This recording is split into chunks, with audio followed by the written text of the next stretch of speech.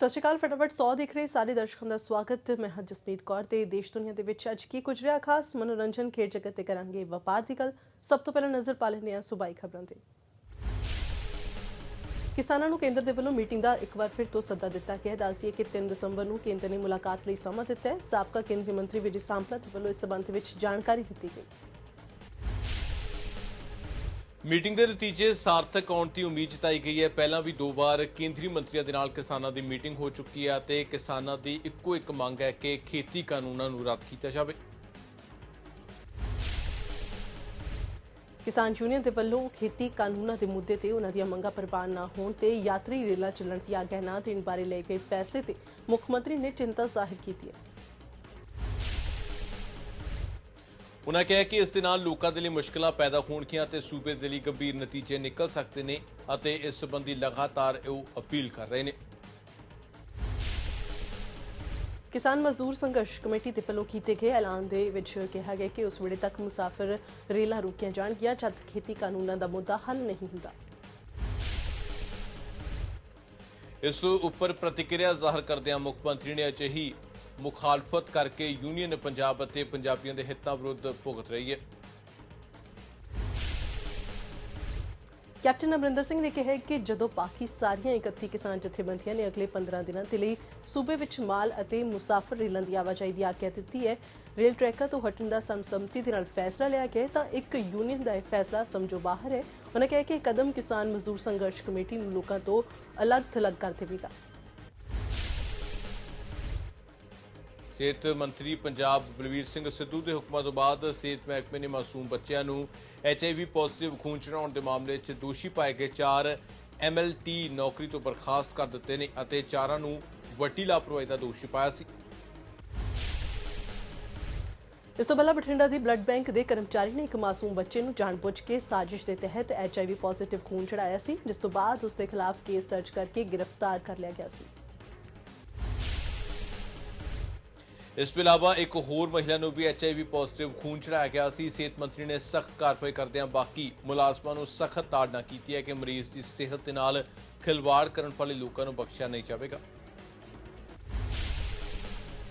ਲੁਧਿਆਣਾ ਦੇ ਥਾਣਾ PIU ਦੇ ਅਧੀਨ ਪੈਂਦੇ ਮਯੂਰ ਵਿਹਾਰ ਦੇ ਵਿੱਚ ਇੱਕ ਪ੍ਰਾਪਰਟੀ ਡੀਲਰ ਦੇ ਪਰਿਵਾਰ ਦੇ 4 ਜੀਆਂ ਦਾ ਕੁਹਾੜੀ ਮਾਰ ਕੇ ਬੇਰਹਿਮੀ ਨਾਲ ਕਤਲ ਕਰ ਦਿੱਤਾ ਗਿਆ। ਮ੍ਰਿਤਕਾਂ ਦੀ ਪਛਾਣ ਪ੍ਰਾਪਰਟੀ ਡੀਲਰ ਰਾਜੀਵ ਦੀ ਪਤਨੀ ਸੁਨੀਤਾ, ਪੁੱਤਰ ਆਸ਼ੀਸ਼ ਨੂੰ ਗਰਿਮਾ ਅਤੇ 13 ਸਾਲਾ ਪੋਤੇ ਸੁਚੇਤ ਵਜੋਂ ਹੋਈ ਹੈ। ਜਾਣਕਾਰੀ ਦੇ ਮੁਤਾਬਕ ਮੌਕੇ ਤੇ ਮੌਜੂਦ ਪ੍ਰਤੱਖਦਰਸ਼ੀ ਅਸ਼ੋਕ ਨੇ ਦੱਸਿਆ ਕਿ ਉਸ ਨੂੰ ਮੰਗਲਵਾਰ ਸਵੇਰੇ ਆਪਣੇ ਭਾਣਜੇ ਸੁਚੇਤ ਦਾ ਫੋਨ ਆਇਆ ਸੀ ਕਿ ਉਹਨਾਂ ਦੇ ਪਰਿਵਾਰ ਵਿਚਕਾਰ ਝਗੜਾ ਹੋ ਰਿਹਾ ਹੈ, ਜਿਸ ਤੋਂ ਬਾਅਦ ਫੋਨ ਕੱਟਿਆ ਗਿਆ।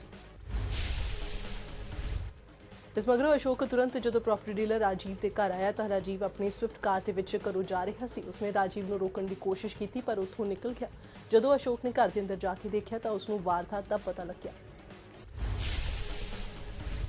ਦੂਜੇ ਪਾਸੇ ਜਿਸ ਸਵਿਫਟ ਕਾਰ ਦੇ ਵਿੱਚ ਰਾਜੀਵ ਘਰੋਂ ਫਰਾਰ ਹੋਇਆ ਸੀ ਉਹ ਰਾਹ ਦੇ ਵਿੱਚ ਹਾਦਸੇ ਦਾ ਸ਼ਿਕਾਰ ਹੋਣ ਕਾਰਨ ਪੂਰੀ ਤਰ੍ਹਾਂ ਸੜ ਗਈ। ਫਿਲਹਾਲ ਪੁਲਿਸ ਮਾਮਲੇ ਦੀ ਪੜਤਾਲ ਕਰ ਰਹੀ ਹੈ। SGPC ਪ੍ਰਧਾਨ ਗੋਬਿੰਦ ਸਿੰਘ ਲੌਂਗੋਵਾਲ ਨੇ ਪਾਕਿਸਤਾਨ ਦੇ ਵੱਲੋਂ ਸਿੱਖ ਸ਼ਰਧਾਲੂਆਂ ਨੂੰ ਸਿਰਫ 5 ਦਿਨਾਂ ਦਾ ਵੀਜ਼ਾ ਦੇਣ ਦੇ ਉੱਤੇ ਦੁੱਖ ਦਾ ਪ੍ਰਗਟਾਵਾ ਕੀਤਾ ਹੈ।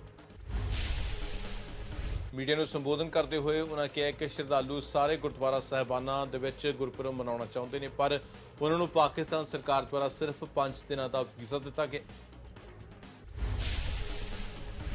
ਉਨ੍ਹਾਂ ਕਿਹਾ ਕਿ 27 ਤਰੀਕ ਨੂੰ ਤੇਜਾ ਸਿੰਘ ਸਮੁੰਦਰੀ ਹਾਲ ਦੇ ਵਿੱਚ ਜਨਰਲ ਇਜਲਾਸ ਸੱਦਿਆ ਜਾ ਰਿਹਾ ਹੈ, ਜਿਸ ਦੇ ਵਿੱਚ ਪ੍ਰਧਾਨ ਅਤੇ ਉਪ ਪ੍ਰਧਾਨ ਸਮੇਤ ਹੋਰ ਮੈਂਬਰਾਂ ਦੀ ਚੋਣ ਕੀਤੀ ਜਾਵੇਗੀ। ਜ਼ੀਰਕਪੁਰ ਪੁਲਿਸ ਨੇ ਟੋਪੀ ਗੈਂਗ ਦੇ ਗੈਂਗਸਟਰ ਨੂੰ ਗ੍ਰਿਫਤਾਰ ਕਰਨ ਦੇ ਵਿੱਚ ਸਫਲਤਾ ਹਾਸਲ ਕੀਤੀ ਹੈ।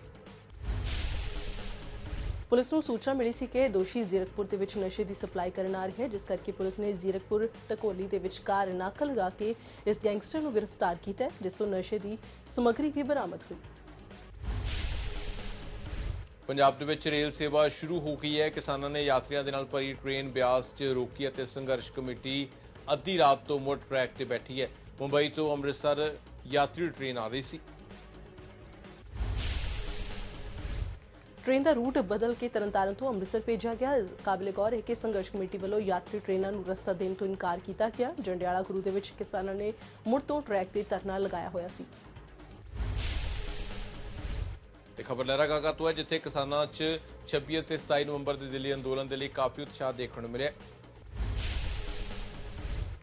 ਦਿੱਲੀ ਕੂਚ ਕਰਨ ਦੇ ਲਈ ਕਿਸਾਨਾਂ ਨੇ 350 ਦੇ ਕਰੀਬ ਟਰੈਕਟਰ ਟਰਾਲੀਆਂ ਤਿਆਰ ਕੀਤੀਆਂ ਨੇ। ਕਿਸਾਨਾਂ ਨੇ ਟਰਾਲੀਆਂ ਨੂੰ ਘਰਾਂ ਦਾ ਰੂਪ ਦੇ ਦਿੱਤਾ, ਜਿਸ ਦੇ ਵਿੱਚ ਰਾਸ਼ਨ, ਬਿਸਤਰੇ, ਪਾਣੀ ਵਾਲੀਆਂ ਟੈਂਕੀਆਂ ਅਤੇ ਜਨਰੇਟਰ ਦਾ ਬੰਦੋਬਸਤ ਕੀਤਾ ਗਿਆ।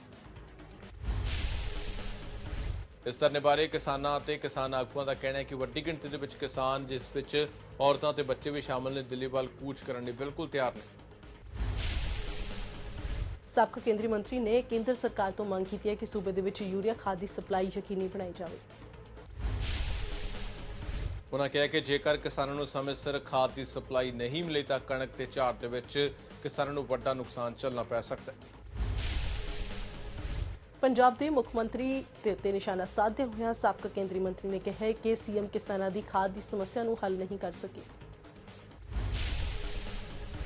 ਕਿਸਾਨਾਂ ਦੇ ਦਿੱਲੀ ਧਰਨੇ ਨੂੰ ਲੈ ਕੇ ਸੁਖਬੀਰ ਸਿੰਘ ਬਾਦਲ ਨੇ ਡੀਐਸਜੀਐਮਸੀ ਤੇ ਦਿੱਲੀ ਅਕਾਲੀ ਦਲ ਨੂੰ ਅਪੀਲ ਕੀਤੀ ਹੈ ਕਿ ਉਹਨਾਂ ਕਿਹਾ ਕਿ 26 ਅਤੇ 27 ਨਵੰਬਰ ਨੂੰ ਜਿਹੜੇ ਕਿਸਾਨ ਦਿੱਲੀ ਘੇਰਨਗੇ ਉਹਨਾਂ ਦੀ ਹਰ ਮਦਦ ਕੀਤੀ ਜਾਵੇ, ਕਿਉਂਕਿ ਕਿਸਾਨ ਦੇਸ਼ ਦੀ ਲੜਾਈ ਲੜ ਰਹੇ ਹੈ।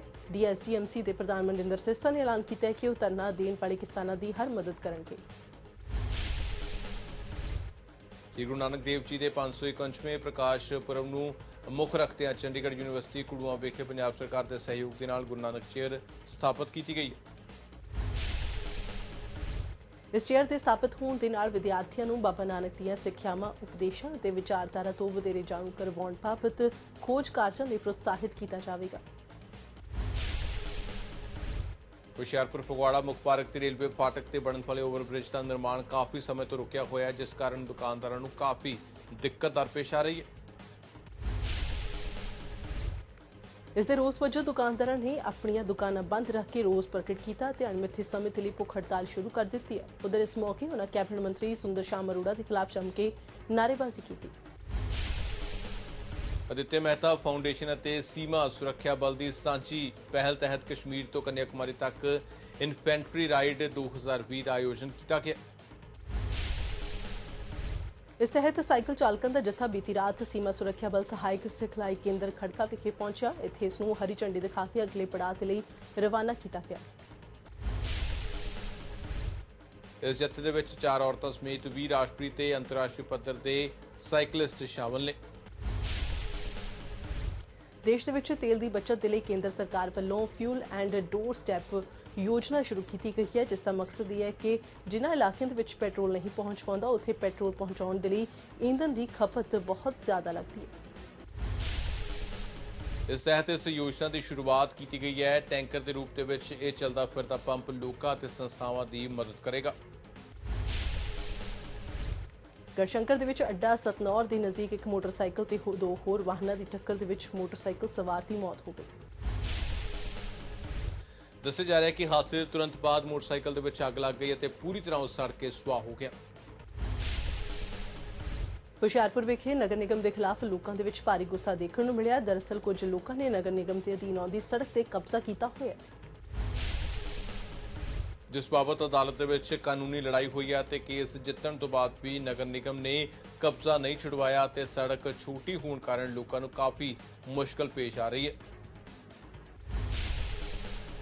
ਉਧਰ ਨਗਰ ਨਿਗਮ ਅਧਿਕਾਰੀਆਂ ਦਾ ਮੰਨਣਾ ਹੈ ਕਿ ਐਸਡੀਐਮ ਕੋਰਟ ਦੇ ਵਿੱਚ ਮਾਮਲਾ ਹੈ, ਜਦਕਿ ਉਹਨਾਂ ਦਾ ਕੰਮ ਬਿਲਡਿੰਗ ਵਿਭਾਗ ਦਾ ਹੈ ਅਤੇ ਉਹਨੇ ਇਹ ਵੀ ਤਰਕ ਦਿੱਤਾ ਹੈ ਕਿ ਉਹਨਾਂ ਦੀ ਹੁਣੇ ਹੀ ਜੁਆਇਨਿੰਗ ਹੋਈ ਹੈ ਤੇ ਉਹ ਪੜਤਾਲ ਤੋਂ ਬਾਅਦ ਹੀ ਅਗਲੀ ਕਾਰਵਾਈ ਕਰ ਸਕਦੇ ਨੇ।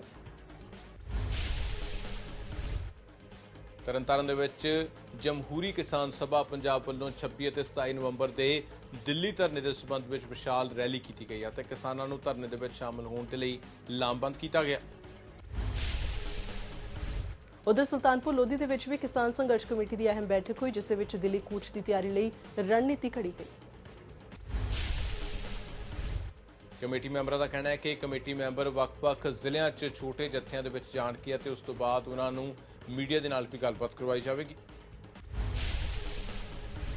ਭਾਸ਼ਾ ਵਿਭਾਗ ਪੰਜਾਬ ਦੇ ਵੱਲੋਂ ਸ਼੍ਰੀ ਗੁਰੂ ਗ੍ਰੰਥ ਸਾਹਿਬ ਵਿਸ਼ਵ ਯੂਨੀਵਰਸਿਟੀ ਵਿਖੇ ਬਾਬਾ ਬੰਦਾ ਸਿੰਘ ਬਹਾਦਰ ਜੀ ਦੇ 250ਵੇਂ ਜਨਮ ਦਿਹਾੜੇ ਤੇ ਕਵੀ ਦਰਬਾਰ ਕਰਵਾਇਆ ਗਿਆ। ਇਸ ਮੌਕੇ ਮੁੱਖ ਮਹਿਮਾਨ ਵਜੋਂ ਵਿਧਾਇਕ ਕੁਲਜੀਤ ਨਾਗਰਾ ਵੀ ਸ਼ਾਮਲ ਹੋਏ। ਸਮਾਗਮ ਦੌਰਾਨ ਦਲਜੀਤ ਕੌਰ ਦਾਊ ਦੀ ਕਿਤਾਬ ਨੂੰ ਲਾਂਚ ਕੀਤਾ ਗਿਆ। ਸ਼੍ਰੀ ਅਨੰਦਪੁਰ ਸਾਹਿਬ ਪੁਲਿਸ ਵੱਲੋਂ ਗੁਪਤ ਸੂਚਨਾ ਮਿਲਣ ਤੇ ਕੀਤੀ ਨਾਕੇਬੰਦੀ ਦੌਰਾਨ 2 ਲੋਕਾਂ ਨੂੰ ਪਿਸਤੌਲ ਅਤੇ ਜ਼ਿੰਦਾ ਕਾਰਤੂਸਾਂ ਸਮੇਤ ਕਾਬੂ ਕੀਤਾ ਗਿਆ। ਉਧਰ ਦੂਜੇ ਪਾਸੇ ਨੰਗਲ ਪੁਲਿਸ ਟੀਮ ਨੇ ਇੱਕ ਸ਼ਖਸ ਨੂੰ 32 ਬੋਰ ਦੇ ਪਿਸਤੌਲ ਸਮੇਤ ਕਾਬੂ ਕੀਤਾ ਹੈ। ਦੋਸ਼ੀ ਖਿਲਾਫ ਪੁਲਿਸ ਨੇ ਮਾਮਲਾ ਦਰਜ ਕਰਕੇ ਪੜਤਾਲ ਆਰੰਭ ਕੀਤੀ ਹੈ। ਇੱਕ ਨਜ਼ਰ ਪਾਉਣੇ ਰਾਸ਼ਟਰੀ ਖਬਰਾਂ ਤੇ। ਰਾਹੁਲ ਗਾਂਧੀ ਨੇ ਮੋਦੀ ਸਰਕਾਰ ਤੇ ਨਿਸ਼ਾਨੇ ਸਾਧੇ ਨੇ। ਉਹਨਾਂ ਕਿਹਾ ਕਿ ਇਹ ਸੂਟ ਬੂਟ ਦੀ ਸਰਕਾਰ ਹੈ ਤੇ ਪੂੰਜੀਪਤੀਆਂ ਦੇ ਹਿੱਤਾਂ ਨੂੰ ਸੁਰੱਖਿਅਤ ਕਰਨ ਦੇ ਵਿੱਚ ਲੱਗੀ ਹੋਈ ਹੈ। ਉਹਨਾਂ ਨੇ ਕਿਹਾ ਕਿ ਸਰਕਾਰ ਦਾ ਸਿਰਫ ਮਕਸਦ ਪੂੰਜੀਪਤੀਆਂ ਦੇ ਹਿੱਤ ਸਾਧਨ ਅਤੇ ਉਹਨਾਂ ਦੇ ਫਾਇਦੇ ਲਈ ਕੰਮ ਕਰਨਾ। ਇਸ ਦੇ ਨਾਲ ਕਿ ਉਹਨਾਂ ਨੇ ਇੱਕ ਖਬਰ ਪੋਸਟ ਕੀਤੀ ਹੈ ਅਤੇ ਰਿਜ਼ਰਵ ਬੈਂਕ ਦੇ ਸਾਬਕਾ ਗਵਰਨਰ ਰਘੂਰਾਮ ਰਾਜਨ ਅਤੇ ਪ੍ਰਸਿੱਧ ਅਰਥਸ਼ਾਸਤਰੀ ਵਿਰਲ ਅਚਾਰਿਆ ਨੇ ਭਾਰਤੀ ਕਾਰਪੋਰੇਟ ਘਰਾਣਿਆਂ ਨੂੰ ਬੈਂਕ ਸਥਾਪਿਤ ਕਰਨ ਦੀ ਸਿਫਾਰਿਸ਼ ਸੰਬੰਧੀ ਖਬਰ ਨੂੰ ਗਲਤ ਦੱਸਿਆ ਹੈ। ਕਸ਼ਮੀਰ ਦੇ ਵੱਡੇ ਹਿੱਸੇ ਦੇ ਵਿੱਚ ਸੀਜ਼ਨ ਦੀ ਪਹਿਲੀ ਬਰਫ਼ਬਾਰੀ ਹੋਈ ਹੈ, ਜਿਸ ਕਰਕੇ ਉੱਤਰੀ ਭਾਰਤ ਦੇ ਜ਼ਿਆਦਾਤਰ ਹਿੱਸਿਆਂ ਦੇ ਵਿੱਚ ਤਾਪਮਾਨ ਦੇ ਵਿੱਚ ਗਿਰਾਵਟ ਦੇਖਣ ਨੂੰ ਮਿਲੀ ਹੈ। ਦਿੱਲੀ 'ਚ ਬੀਤੇ ਦਿਨ ਠੰਡੀਆਂ ਹਵਾਵਾਂ ਦਰਮਿਆਨ ਘੱਟੋ-ਘੱਟ ਤਾਪਮਾਨ 3 ਡਿਗਰੀ ਸੈਲਸੀਅਸ ਦਰਜ ਕੀਤਾ ਗਿਆ, ਜੋ ਕਿ ਪਿਛਲੇ 17 ਸਾਲ 'ਚ ਨਵੰਬਰ ਮਹੀਨੇ ਦਾ ਸਭ ਤੋਂ ਘੱਟ ਦਰਜ ਕੀਤਾ ਤਾਪਮਾਨ ਹੈ। ਕੈਬਨਿਟ ਸਕੱਤਰ ਰਾਜੀਵ ਗੋਬਾ ਦੀ ਅਗਵਾਈ ਵਾਲੀ ਰਾਸ਼ਟਰੀ ਆਫਤ ਪ੍ਰਬੰਧਨ ਕਮੇਟੀ ਨੇ ਬੈਠਕ ਕੀਤੀ ਹੈ ਤੇ ਤੂਫਾਨ ਦੇ ਮੱਦੇਨਜ਼ਰ ਕਈ ਉਪਾਵਾਂ ਦੇ ਉੱਤੇ ਚਰਚਾ ਕੀਤੀ ਗਈ ਹੈ। ਇਸ ਤੋਂ ਇਲਾਵਾ ਸੰਬੰਧਿਤ ਸੂਬਾ ਸਰਕਾਰਾਂ ਨੂੰ ਵੀ ਤਿਆਰੀਆਂ ਦੇ ਨਿਰਦੇਸ਼ ਦਿੱਤੇ ਗਏ ਨੇ। ਕੋਰੋਨਾ ਵਾਇਰਸ ਸੰਕਰਮਣ ਦੇ ਲਗਾਤਾਰ ਵਧ ਰਹੇ ਮਾਮਲਿਆਂ ਵਿਚਕਾਰ ਮਹਾਰਾਸ਼ਟਰ ਸਰਕਾਰ ਨੇ ਦਿੱਲੀ, NCR, ਰਾਜਸਥਾਨ, ਗੁਜਰਾਤ ਅਤੇ ਗੋਆ ਤੋਂ ਆਉਣ ਵਾਲੇ ਸਾਰੇ ਯਾਤਰੀਆਂ ਦੇ ਲਈ ਨਵੇਂ ਦਿਸ਼ਾ ਨਿਰਦੇਸ਼ ਜਾਰੀ ਕੀਤੇ ਨੇ। ਹੁਣ ਇਹਨਾਂ ਉਕਤ ਸੂਬਿਆਂ ਤੋਂ ਹਵਾਈ, ਸੜਕ ਅਤੇ ਰੇਲ ਗੱਡੀ ਦੇ ਰਾਹੀਂ ਆਉਣ ਵਾਲੇ ਯਾਤਰੀਆਂ ਨੂੰ ਸਫ਼ਰ ਤੋਂ ਪਹਿਲਾਂ ਲਾਜ਼ਮੀ ਤੌਰ ਤੇ RT-PCR ਟੈਸਟ ਕਰਵਾਉਣਾ ਲਾਜ਼ਮੀ ਹੋਵੇਗਾ। ਮਹਾਰਾਸ਼ਟਰ ਸਰਕਾਰ ਵੱਲੋਂ ਜਾਰੀ ਨੋਟੀਫਿਕੇਸ਼ਨ ਮੁਤਾਬਕ ਹਵਾਈ ਯਾਤਰੀਆਂ ਦੇ ਲਈ ਨੈਗੇਟਿਵ ਟੈਸਟ ਰਿਪੋਰਟ ਯਾਤਰਾ ਤੋਂ 72 ਘੰਟੇ ਤੋਂ ਬਾਅਦ ਪੁਰਾਣੀ ਨਹੀਂ ਹੋਣੀ ਚਾਹੀਦੀ। PM ਮੋਦੀ ਵੱਲੋਂ ਕੋਰੋਨਾ ਮਹਾਮਾਰੀ ਦੇ ਵੱਧਦੇ ਕੇਸਾਂ ਦੇ ਮੱਦੇਨਜ਼ਰ ਸੂਬਿਆਂ ਤੇ ਮੁੱਖ ਮੰਤਰੀਆਂ ਦੇ ਨਾਲ ਵੀਡੀਓ ਕਾਨਫਰੰਸਿੰਗ ਜ਼ਰੀਏ ਬੈਠਕ ਕੀਤੀ ਗਈ ਹੈ। ਇਸ ਬੈਠਕ ਦੇ ਵਿੱਚ ਉਹਨਾਂ ਵੱਲੋਂ ਕੋਰੋਨਾ ਮਹਾਮਾਰੀ ਦੇ ਮੌਜੂਦਾ ਹਾਲਾਤਾਂ ਤੇ ਵਿਚਕਾਰ ਚਰਚਾ ਕੀਤੀ ਗਈ ਹੈ ਤੇ ਬੈਠਕ ਤੋਂ ਬਾਅਦ ਦੇਸ਼ ਨੂੰ ਸੰਬੋਧਨ ਕਰਦਿਆਂ PM ਵੱਲੋਂ ਲੋਕਾਂ ਨੂੰ ਸਾਵਧਾਨੀ ਵਰਤਣ ਦੀ ਅਪੀਲ ਕੀਤੀ ਗਈ ਹੈ। ਰੁਕ ਕਰਦੇ ਹਾਂ ਅੰਤਰਰਾਸ਼ਟਰੀ ਖਬਰਾਂ ਦੇ ਵੱਲ। ਚੀਨ ਨੇ ਉਹਨਾਂ ਅਟਕਲਾਂ ਨੂੰ ਖਾਰਿਜ ਕਰ ਦਿੱਤਾ ਹੈ ਕਿ ਅਮਰੀਕਾ ਦੇ ਨਵੇਂ ਚੁਣੇ ਹੋਏ ਰਾਸ਼ਟਰਪਤੀ ਜੋ ਬਾਈਡਨ ਨੇ ਦਫ਼ਤਰ ਵਿੱਚ ਵਾਸ਼ਿੰਗਟਨ ਅਤੇ ਬੀਜਿੰਗ ਵਿਚਕਾਰ ਚੰਗੇ ਰਿਸ਼ਤੇ ਬਣਨ ਜਾ ਰਹੇ ਨੇ। ਇੱਕ ਚੀਨੀ ਸਲਾਹਕਾਰ ਨੇ ਵੀ ਕਿਹਾ ਹੈ ਕਿ ਚੀਨ ਨੂੰ ਇਹ ਵਹਿਮ ਛੱਡ ਦੇਣਾ ਚਾਹੀਦਾ ਹੈ। ਚੀਨੀ ਸਲਾਹਕਾਰ ਚੇਂਗ ਯੋਪਿਸ਼ਨ ਨੇ ਕਿਹਾ ਹੈ ਕਿ ਨਿਸ਼ਚਿਤ ਰੂਪ ਦੇ ਨਾਲ ਜੋ ਬਾਈਡਨ ਅਮਰੀਕਾ ਦੇ ਸਭ ਤੋਂ ਕਮਜ਼ੋਰ ਰਾਸ਼ਟਰਪਤੀ ਹੋਣਗੇ। ਉਹਨਾਂ ਸਾਹਮਣੇ ਘਰੇਲੂ ਅਤੇ ਰਾਜਨੀਤਿਕ ਮੋਰਚੇ ਤੇ ਅਨੇਕ ਚੁਣੌਤੀਆਂ ਖੜੀਆਂ ਹੋਈਆਂ ਨੇ ਅਤੇ ਉਹਨਾਂ ਕਿਹਾ ਹੈ ਕਿ ਵਾਈਟ ਹਾਊਸ ਦੇ ਵਿੱਚ ਦਾਖਲ ਹੋਣ ਦੇ ਬਾਅਦ ਘਰੇਲੂ ਸਮੱਸਿਆਵਾਂ ਦੇ ਹੱਲ ਦੀ ਥਾਂ ਅਮਰੀਕੀ ਜਨਤਾ ਦੀ ਨਾਰਾਜ਼ਗੀ ਦਾ ਫਾਇਦਾ ਚੁੱਕ ਸਕਦੇ ਹਨ। ਚੀਨ ਨੇ ਕਿਹਾ ਹੈ ਕਿ ਅਮਰੀਕੀ ਸਮਾਜ ਬਿਖਰ ਰਿਹਾ ਹੈ। ਬਾਈਡਨ ਇਸ ਦੇ ਬਾਰੇ ਵਿੱਚ ਕੁਝ ਵੀ ਨਹੀਂ ਕਰ ਸਕਦੇ।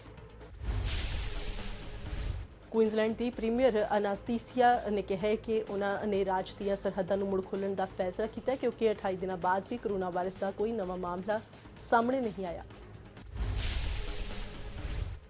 ਉਹਨਾਂ ਕਿਹਾ ਕਿ ਅਸੀਂ ਜਾਣਦੇ ਹਾਂ ਕਿ ਪਰਿਵਾਰਾਂ ਦੇ ਲਈ ਇਹ ਕਿੰਨਾ ਮੁਸ਼ਕਲ ਸਮਾਂ ਹੈ ਅਤੇ ਇਹ ਇੱਕ ਮਹਾਨ ਦਿਨ ਹੈ। ਉਹਨਾਂ ਕਿਹਾ ਕਿ ਉਹ NSW ਅਤੇ ਵਿਕਟੋਰੀਆ ਦੇ ਦੋਹਾਂ ਪ੍ਰੀਮੀਅਰਸ ਨੂੰ ਆਪਣੇ ਫੈਸਲੇ ਬਾਰੇ ਦੱਸਣ ਲਈ ਸੰਪਰਕ ਵਿੱਚ ਹਨ ਅਤੇ ਸੰਭਾਵਨਾ ਹੈ ਕਿ ਸਰਹੱਦ 1 ਦਸੰਬਰ ਨੂੰ ਵਿਕਟੋਰੀਅਨਜ਼ ਦੇ ਲਈ ਖੁੱਲ੍ਹ ਜਾਵੇਗੀ। ਕੋਰੋਨਾ ਵਾਇਰਸ ਕਾਰਨ ਲੱਗੀ ਤਾਲਾਬੰਦੀ ਦੇ ਲਗਭਗ 8 ਮਹੀਨਿਆਂ ਬਾਅਦ ਪਾਕਿਸਤਾਨ ਦੇ ਵਿੱਚ ਫਸੇ 221 ਲੋਕ ਭਾਰਤ ਵਾਪਸ ਪਰਤੇ ਨੇ। ਮਿਲੀ ਜਾਣਕਾਰੀ ਦੇ ਮੁਤਾਬਕ ਵੀਜ਼ਾ ਧਾਰਕ 11 ਪਾਕਿਸਤਾਨੀ ਨਾਗਰਿਕ ਅਤੇ 75 ਭਾਰਤੀ ਹਨ। ਇਹ ਲੋਕ ਲਾਕਡਾਊਨ ਦੇ ਕਰਕੇ ਉੱਥੇ ਫਸੇ ਹੋਏ ਸਨ। ਉਹਨਾਂ ਅੱਗੇ ਕਿਹਾ ਹੈ ਕਿ ਇੱਕ ਸਥਾਨਕ ਹਸਪਤਾਲ ਦੀ ਇੱਕ ਮੈਡੀਕਲ ਟੀਮ ਇੱਥੇ ਪਹੁੰਚਣ ਵਾਲੇ ਸਾਰੇ ਲੋਕਾਂ ਦਾ COVID-19 ਸੰਬੰਧੀ ਟੈਸਟ ਕਰੇਗੀ। ਵਪਾਰ ਜਗਤ 'ਚ ਕਿਹੜੇ ਉਤਾਰ ਚੜ੍ਹਾਅ ਕਿਸ ਨੂੰ ਹੈ ਨੁਕਸਾਨ ਕੌਣ ਰਿਹਾ ਫਾਇਦੇ 'ਚ ਜਾਣਦੇ ਹਾਂ ਬਿਜ਼ਨਸ ਨਿਊਜ਼ 'ਚ। ਘਰੇਲੂ ਸ਼ੇਅਰ ਬਾਜ਼ਾਰ ਦੇ ਵਿੱਚ ਮਜ਼ਬੂਤੀ ਅਤੇ ਅਮਰੀਕੀ ਮੁਦਰਾ ਦੇ ਕਮਜ਼ੋਰ ਪੈਣ ਦੀ ਸ਼ੁਰੂਆਤੀ ਕਾਰੋਬਾਰ ਦੇ ਵਿੱਚ ਰੁਪਈਆ 21 ਪੈਸੇ ਦੇ ਵਾਧੇ ਦੇ ਨਾਲ 73.90 ਪ੍ਰਤੀ ਡਾਲਰ ਤੇ ਪਹੁੰਚ ਗਿਆ। ਕਾਰੋਬਾਰੀ ਨੇ ਕਿਹਾ ਕਿ COVID-19 ਦੇ ਟੀਕੇ ਦੇ ਜਲਦੀ ਆਉਣ ਦੀਆਂ ਉਮੀਦਾਂ ਨਾਲ ਨਿਵੇਸ਼ਕਾਂ ਦੀ ਧਾਰਨਾ ਦੇ ਵਿੱਚ ਸੁਧਾਰ ਹੋਇਆ। ਅੰਤਰਬੈਂਕ ਵਿਦੇਸ਼ੀ ਮੁਦਰਾ ਵਟਾਂਦਰਾ ਬਾਜ਼ਾਰ ਦੇ ਵਿੱਚ ਰੁਪਿਆ 74.10 ਪ੍ਰਤੀ ਡਾਲਰ ਖੁੱਲਿਆ ਤੇ ਬਾਅਦ ਦੇ ਵਿੱਚ ਇਹ 21 ਪੈਸੇ ਦੇ ਵਾਧੇ ਨਾਲ 73.90 ਪ੍ਰਤੀ ਡਾਲਰ ਤੇ ਪਹੁੰਚ ਗਿਆ। ਰਿਜ਼ਰਵ ਬੈਂਕ ਦੇ ਸਾਬਕਾ ਗਵਰਨਰ ਰਘੂਰਾਮ ਰਾਜਨ ਅਤੇ ਸਾਬਕਾ ਡਿਪਟੀ ਗਵਰਨਰ ਵਿਰਲ ਅਚਾਰਿਆ ਨੇ ਕਿਹਾ ਕਿ ਕਾਰਪੋਰੇਟ ਘਰਾਣਿਆਂ ਨੂੰ ਬੈਂਕ ਸਥਾਪਿਤ ਕਰਨ ਦੀ ਮਨਜ਼ੂਰੀ ਦੇਣ ਦੀ ਸਿਫਾਰਿਸ਼ ਅੱਜ ਦੇ ਹਾਲਾਤ ਦੇ ਵਿੱਚ ਹੈਰਾਨ ਕਰ ਦੇਣ ਵਾਲੀ ਹੈ। ਦੋਹਾਂ ਦਾ ਮੰਨਣਾ ਹੈ ਕਿ ਬੈਂਕਿੰਗ ਖੇਤਰ ਦੇ ਵਿੱਚ ਕਾਰੋਬਾਰੀ ਘਰਾਣਿਆਂ ਦੀ ਸ਼ਮੂਲੀਅਤ ਬਾਰੇ ਅਜਮਾਈਆਂ ਗਈਆਂ ਲਿਮਿਟਸ ਦੇ ਉੱਤੇ ਟਿਕੇ ਰਹਿਣਾ ਵੱਧ ਅਹਿਮ ਹੋਵੇਗਾ। ਰਿਜ਼ਰਵ ਬੈਂਕ ਦੇ ਵੱਲੋਂ ਗਠਿਤ ਇੱਕ IWG ਨੇ ਪਿਛਲੇ ਹਫ਼ਤੇ ਕਈ ਸੁਝਾਅ ਦਿੱਤੇ ਸਨ। ਸੋਨੇ ਦੀਆਂ ਕੀਮਤਾਂ ਦੇ ਵਿੱਚ ਵੱਡੀ ਗਿਰਾਵਟ ਦੇਖਣ ਨੂੰ ਮਿਲ ਰਹੀ ਹੈ। ਸੋਨਾ 50,000 ਤੋਂ ਹੇਠਾਂ ਆ ਗਿਆ ਅਤੇ 49,480 ਰੁਪਏ ਪ੍ਰਤੀ 10 ਗ੍ਰਾਮ ਦੇ ਪੱਧਰ ਤੇ ਬੰਦ ਹੋਇਆ। ਇਹ ਗਿਰਾਵਟ ਸਵੇਰੇ ਹੋਰ ਵੱਧ ਗਈ, ਜਿਸ ਤੋਂ ਬਾਅਦ ਸੋਨਾ 218 ਰੁਪਏ ਦੀ ਗਿਰਾਵਟ ਦੇ ਨਾਲ 49,262 ਰੁਪਏ ਪ੍ਰਤੀ 10 ਗ੍ਰਾਮ ਦੇ ਪੱਧਰ ਤੇ ਆ ਗਿਆ। ਹਾਲਾਂਕਿ ਸ਼ੁਰੂਆਤੀ ਕਾਰੋਬਾਰ ਦੇ ਵਿੱਚ ਹੀ ਸੋਨਾ 49,030 ਰੁਪਏ ਪ੍ਰਤੀ 10 ਗ੍ਰਾਮ ਦੇ ਘੱਟੋ ਘੱਟ ਪੱਧਰ ਨੂੰ ਛੂਹ ਗਿਆ ਸੀ, ਪਰ ਇਸ ਦੀ ਸ਼ੁਰੂਆਤੀ ਕੀਮਤ ਦੇ ਪੱਧਰ ਨੂੰ ਤੋੜ ਨਹੀਂ ਸਕਿਆ। ਜੇ ਵੇਖਿਆ ਜਾਵੇ ਤਾਂ ਪਹਿਲੇ ਕੁਝ ਮਿੰਟਾਂ ਦੇ ਵਿੱਚ ਹੀ ਸੋਨਾ 400 ਰੁਪਏ ਤੋਂ ਜ਼ਿਆਦਾ ਘਟ ਗਿਆ ਸੀ ਅਤੇ ਉਸ ਤੋਂ ਬਾਅਦ ਵੀ ਜਾਰੀ ਰਿਹਾ। ਇੱਕ ਨਜ਼ਰ ਬਾਲੀਵੁੱਡ ਗੱਪਸ਼ਪ ਦੇ ਵੱਲ। ਬਾਲੀਵੁੱਡ ਅਦਾਕਾਰਾ ਸੋਨਾਕਸ਼ੀ ਸਿਨਹਾ ਇਨੀ ਦਿਨੀ ਮਾਲਦੀਵਸ ਦੇ ਵਿੱਚ ਛੁੱਟੀਆਂ ਦਾ ਆਨੰਦ ਮਾਣ ਰਹੀ ਹੈ। ਸੋਨਾਕਸ਼ੀ ਨੇ ਛੁੱਟੀਆਂ ਮਨਾਉਂਦੀਆਂ ਹੋਇਆਂ ਦੀਆਂ ਤਸਵੀਰਾਂ ਸੋਸ਼ਲ ਮੀਡੀਆ ਤੇ ਸਾਂਝੀਆਂ ਕੀਤੀਆਂ ਨੇ। ਸੋਨਾਕਸ਼ੀ ਦੀਆਂ ਇਹ ਤਸਵੀਰਾਂ ਇੰਟਰਨੈਟ ਤੇ ਕਾਫੀ ਵਾਇਰਲ ਹੋ ਰਹੀਆਂ ਨੇ। ਤਸਵੀਰਾਂ ਦੇ ਵਿੱਚ ਸੋਨਾਕਸ਼ੀ ਮਾਲਦੀਵ ਦੇ ਸਮੁੰਦਰ ਕੰਢੇ ਮਸਤੀ ਕਰਦੀ ਨਜ਼ਰ ਆ ਰਹੀ ਹੈ। ਸੋਨਾਕਸ਼ੀ ਦੀਆਂ ਇਹਨਾਂ ਵਾਇਰਲ ਤਸਵੀਰਾਂ ਤੇ ਪ੍ਰਸ਼ੰਸਕ ਰਚ ਕੇ ਕਮੈਂਟਸ ਅਤੇ ਲਾਈਕਸ ਕਰ ਰਹੇ ਨੇ ਅਤੇ ਇਹਨਾਂ ਤਸਵੀਰਾਂ ਨੂੰ ਸ਼ੇਅਰ ਕਰਦਿਆਂ ਹੋਇਆਂ ਸੋਨਾਕਸ਼ੀ ਨੇ ਖੁਦ ਨੂੰ ਆਇਰਲੈਂਡ ਗਰਲ ਦੱਸਿਆ। ਸੋਨਾਕਸ਼ੀ ਦੀ ਆਗਾਮੀ ਫਿਲਮ ਅਜੇ ਦੇਵਗਨ ਅਤੇ ਸੰਜੇ ਦੱਤ ਸਟਾਰਡ ਪੁੱਛ ਹੈ ਅਤੇ ਇਸ ਨੂੰ ਲੈ ਕੇ ਉਹ ਕਾਫੀ ਉਤਸ਼ਾਹਿਤ ਹੈ। ਬਾਲੀਵੁੱਡ ਅਦਾਕਾਰਾ ਕੈਟਰੀਨਾ ਕੈਫ ਹੁਣ ਲਾਕਡਾਊਨ ਤੋਂ ਬਾਅਦ ਕੰਮ ਤੇ ਪਰਤ ਆਈ ਹੈ। ਇਸ ਦੌਰਾਨ ਉਹਨਾਂ ਨੇ ਆਪਣੇ ਇੰਸਟਾਗ੍ਰਾਮ ਅਕਾਊਂਟ ਤੇ ਇੱਕ ਵੀਡੀਓ ਸ਼ੇਅਰ ਕੀਤੀ ਜੋ ਕਾਫੀ ਵਾਇਰਲ ਹੋ ਰਹੀ ਹੈ। ਸ਼ੂਟ ਦੌਰਾਨ ਕੈਟਰੀਨਾ ਨੇ ਕਰਵਾਇਆ ਕਰੋਨਾ ਟੈਸਟ। ਜੀ ਹਾਂ, ਇਸ ਵੀਡੀਓ ਦੇ ਵਿੱਚ ਅਦਾਕਾਰਾ ਕੈਟਰੀਨਾ ਕੈਫ ਸ਼ੂਟ ਤੋਂ ਪਹਿਲਾਂ ਆਪਣਾ ਕਰੋਨਾ ਟੈਸਟ ਕਰਵਾਉਂਦੀ ਨਜ਼ਰ ਆ ਰਹੀ ਹੈ। ਕੈਟਰੀਨਾ ਹਾਲ ਹੀ ਦੇ ਵਿੱਚ ਮਾਲਦੀਵ ਤੋਂ ਵਾਪਸ ਆਈ ਹੈ ਤੇ ਅਜਿਹੀ ਸਥਿਤੀ ਦੇ ਵਿੱਚ ਸੁਰੱਖਿਆ ਨੂੰ ਧਿਆਨ 'ਚ ਰੱਖਦੇ ਹੋਏ ਉਹਨਾਂ ਨੇ ਕਰੋਨਾ ਟੈਸਟ ਕਰਵਾਇਆ। ਅਦਾਕਾਰਾ ਕਿਆਰਾ ਅਡਵਾਨੀ ਅਤੇ ਆਦਿਤਿਆ ਸੀਲ ਸਟਾਰਰ ਕਾਮੇਡੀ ਫਿਲਮ ਈਟੂ ਦੀ ਜਵਾਨੀ ਦਾ ਟ੍ਰੇਲਰ ਰਿਲੀਜ਼ ਹੋ ਗਿਆ। ਫਿਲਮ ਦੇ ਟ੍ਰੇਲਰ ਨੂੰ ਵੇਖਣ ਤੋਂ ਬਾਅਦ ਦਰਸ਼ਕ ਹੁਣ ਇਸ ਫਿਲਮ ਦਾ ਬੇਸਬਰੀ ਦੇ ਨਾਲ ਇੰਤਜ਼ਾਰ ਕਰ ਰਹੇ ਨੇ। ਫਿਲਮ ਦੇ ਟ੍ਰੇਲਰ ਦੇ ਵਿੱਚ ਮਲਿਕਾ ਦੁਆ ਵੀ ਦਿਖਾਈ ਦੇ ਰਹੀ ਹੈ। ਜਾਣਕਾਰੀ ਮੁਤਾਬਕ ਫਿਲਮ ਇੰਦੂ ਦੀ ਜਵਾਨੀ ਪਿਛਲੇ ਸਾਲ ਰਿਲੀਜ਼ ਕੀਤੀ ਜਾਣੀ ਸੀ, ਪਰ ਕਰੋਨਾ ਵਾਇਰਸ ਦੇ ਚਲਦਿਆਂ ਰਿਲੀਜ਼ਿੰਗ ਨੂੰ ਰੋਕ ਦਿੱਤਾ ਗਿਆ ਸੀ। ਰੁਕ ਕਰਦੇ ਖੇਡ ਦੇ ਮੈਦਾਨ ਤੇ ਵੱਲ। ਕ੍ਰਿਕਟ ਜਗਤ ਦੇ ਸਭ ਤੋਂ ਤੇਜ਼ ਗੇਂਦਬਾਜ਼ ਸ਼ੋਇਬ ਅਖਤਰ ਹਾਲ ਹੀ ਦੇ ਵਿੱਚ ਉਹਨਾਂ ਨੇ ਡਰੱਗਸ ਨੂੰ ਲੈ ਕੇ ਇੱਕ ਖੁਲਾਸਾ ਕੀਤਾ। ਸ਼ੋਇਬ ਅਖਤਰ ਨੇ ਕਿਹਾ ਕਿ ਉਹਨਾਂ ਨੂੰ ਪੇਸ ਵਧਾਉਣ ਦੇ ਲਈ ਡਰੱਗਸ ਦਾ ਇਸਤੇਮਾਲ ਕਰਨ ਦੇ ਲਈ ਕਿਹਾ ਗਿਆ ਸੀ, ਪਰ ਉਹਨਾਂ ਨੇ ਇਸ ਤੋਂ ਇਨਕਾਰ ਕਰ ਦਿੱਤਾ। ਸਾਬਕਾ ਪਾਕਿਸਤਾਨੀ ਪੇਸਰ ਨੇ ਬਿਨਾਂ ਨਾਮ ਲਏ ਇਹ ਦਾਅਵਾ ਕੀਤਾ ਹੈ ਕਿ ਇੱਕ ਵਰਲਡ ਕਲਾਸ ਪਾਕਿਸਤਾਨੀ ਕ੍ਰਿਕਟਰ ਦਾ ਕਰੀਅਰ ਡਰੱਗਸ ਦੇ ਕਰਕੇ ਬਰਬਾਦ ਹੋ ਗਿਆ ਸੀ। ਸ਼ੋਇਬ ਅਖਤਰ ਨੇ ਕਿਹਾ ਕਿ ਜਦੋਂ ਮੈਂ ਕ੍ਰਿਕਟ ਖੇਡਣਾ ਸ਼ੁਰੂ ਕੀਤਾ ਸੀ ਉਦੋਂ ਮੈਂ ਬਹੁਤ ਤੇਜ਼ ਗੇਂਦ ਨਹੀਂ ਕਰਵਾ ਸਕਦਾ ਸੀ ਅਤੇ ਉਹਨਾਂ ਨੂੰ ਬੋਲਿਆ ਗਿਆ ਸੀ ਕਿ 100 ਕਿਲੋਮੀਟਰ ਪ੍ਰਤੀ ਘੰਟਾ ਦੀ ਚੰਗੀ ਸਪੀਡ ਨੂੰ ਹਾਸਲ ਕਰਨ ਦੇ ਲਈ ਡਰੱਗਸ ਲੈਣਾ ਹੋਵੇਗਾ। ਅੰਤਰਰਾਸ਼ਟਰੀ ਫੁੱਟਬਾਲ ਮਹਾਸੰਘ ਫੀਫਾ ਦੀ ਆਚਾਰ ਕਮੇਟੀ ਨੇ CAF ਦੇ ਮੁਖੀ ਅਹਿਮਦ ਨੂੰ ਅਹੁਦੇ ਤੇ ਰਹਿੰਦੇ ਹੋਏ ਭ੍ਰਿਸ਼ਟਾਚਾਰ ਦੇ ਮਾਮਲੇ 'ਚ 5 ਸਾਲ ਦੀ ਪਾਬੰਦੀ ਲਗਾ ਦਿੱਤੀ ਹੈ ਅਤੇ ਉਹਨਾਂ ਤੇ $2,20,000 ਦਾ ਜੁਰਮਾਨਾ ਵੀ ਲਗਾਇਆ। ਫੀਫਾ ਨੇ ਬਿਆਨ ਜਾਰੀ ਕਰਕੇ ਕਿਹਾ ਹੈ ਕਿ CAF ਮੁਖੀ ਅਹਿਮਦ ਨੇ ਅਹੁਦੇ ਤੇ ਰਹਿੰਦੇ ਹੋਏ ਆਪਣੀ ਡਿਊਟੀ ਦੀ ਉਲੰਘਣਾ ਕੀਤੀ ਅਤੇ ਤੋਹਫਿਆਂ ਅਤੇ ਪੈਸਿਆਂ ਦੀ ਵਰਤੋਂ ਕੀਤੀ। ਫੀਫਾ ਨੇ ਕਿਹਾ ਹੈ ਕਿ ਅਹਿਮਦ ਦੀ ਹੋਰ ਸਰਕਾਰੀ ਮੁੱਦਿਆਂ ਤੇ ਜਾਂਚ ਕੀਤੀ ਗਈ ਸੀ ਜਿਸ ਵਿੱਚ ਉਹ ਦੋਸ਼ੀ ਪਾਏ ਗਏ। ਆਸਟ੍ਰੇਲੀਆਈ ਟੀਮ ਦੇ ਖੱਬੇ ਹੱਥ ਦੇ ਸਟਾਰ ਸਲਾਮੀ ਬੱਲੇਬਾਜ਼ ਡੇਵਿਡ ਵਾਰਨਰ ਨੇ ਭਾਰਤ ਵਿਰੁੱਧ ਪਿਛਲੀ 2018-19 ਦੇ ਵਿੱਚ ਹੋਈ ਟੈਸਟ ਸੀਰੀਜ਼ ਦੀ ਹਾਰ ਤੋਂ ਸਬਕ ਲੈਂਦੇ ਹੋਏ ਕਿਹਾ ਕਿ ਆਸਟ੍ਰੇਲੀਆਈ ਖਿਡਾਰੀ ਇਸ ਵਾਰ ਭਾਰਤੀ ਖਿਡਾਰੀਆਂ ਦੇ ਨਾਲ ਜ਼ੁਬਾਨੀ ਜੰਗ ਵਿੱਚ ਨਹੀਂ ਉਲਝਣਗੇ। ਦੱਸ ਦਈਏ ਕਿ ਭਾਰਤ ਤੇ ਆਸਟ੍ਰੇਲੀਆ ਦੇ ਖਿਡਾਰੀਆਂ ਦੇ ਵਿਚਾਲੇ ਪਿਛਲੇ ਸਾਲ ਟੈਸਟ ਸੀਰੀਜ਼ ਦੌਰਾਨ ਕਾਫੀ ਸਾਰੇ ਖਿਡਾਰੀਆਂ ਵਿਚਾਲੇ ਜ਼ੁਬਾਨੀ ਜੰਗ ਦੇਖੀ ਗਈ ਸੀ, ਜਿਸ ਵਿੱਚ ਆਸਟ੍ਰੇਲੀਆਈ ਟੈਸਟ ਟੀਮ ਦੇ ਕਪਤਾਨ ਟਿਮ ਪੇਨ ਨੇ ਭਾਰਤੀ ਕ੍ਰਿਕਟ ਕਪਤਾਨ ਵਿਰਾਟ ਕੋਹਲੀ ਅਤੇ ਵਿਕਟਕੀਪਰ ਬੱਲੇਬਾਜ਼ ਰਿਸ਼ਭ ਪੰਤ ਵਿਚਾਲੇ ਝੜਪ ਦੀ ਕਾਫੀ ਚਰਚਾ ਹੋਈ ਸੀ। ਫਟਾਫਟ 100 ਦੇ ਵਿੱਚ ਅੱਜ ਬਸ ਇੰਨਾ ਹੀ। ਮੈਨੂੰ ਦਿਓ ਇਜਾਜ਼ਤ। ਧੰਨਵਾਦ।